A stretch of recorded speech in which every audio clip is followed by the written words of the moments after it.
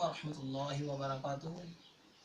एक भाई ने सवाल किया था कि किन किन अफराद को ज़कात नहीं दे सकते। तो मैं उस भाई के लिए अर्ज़ कर दूं कि बीवी अपने शोहर को ज़कात नहीं दे सकती।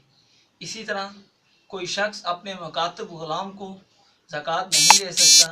मुकातब ग़ुलाम उसको कहा जाता है जिसको उसके आका ने कहा हो कि तू मुझे इतने पैसे दे दे और तू आज़ाद है।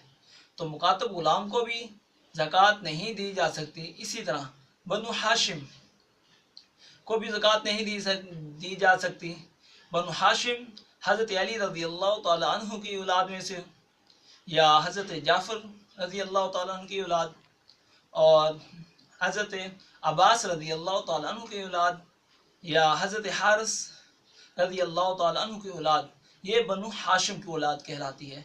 इनमें से किसी को भी ज़कात नहीं दे सकते।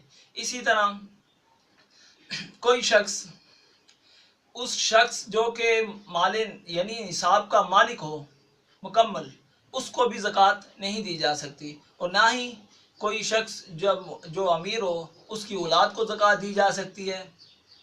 और अगर कोई शख्स अमीर है लेकिन वो साहिब निसाब नहीं है और वो मेहनत मजदूरी करता है और अच्छा कमा भी लेता है, फिर भी उसे ज़कात देना जायज़ है।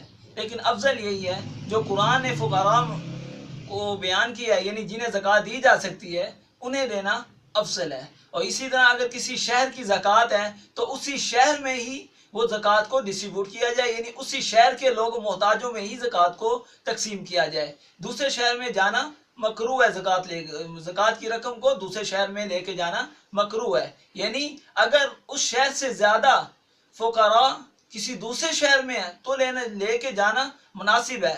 या अपने अजीज़ व अकारिब को ज़कात देना चाहते हैं तो फिर भी एक शहर से दूसरे शहर जाना दुरुस्त है। अस्सलामु अलैकुम व रहमतुल्लाहि व बरकातुहू।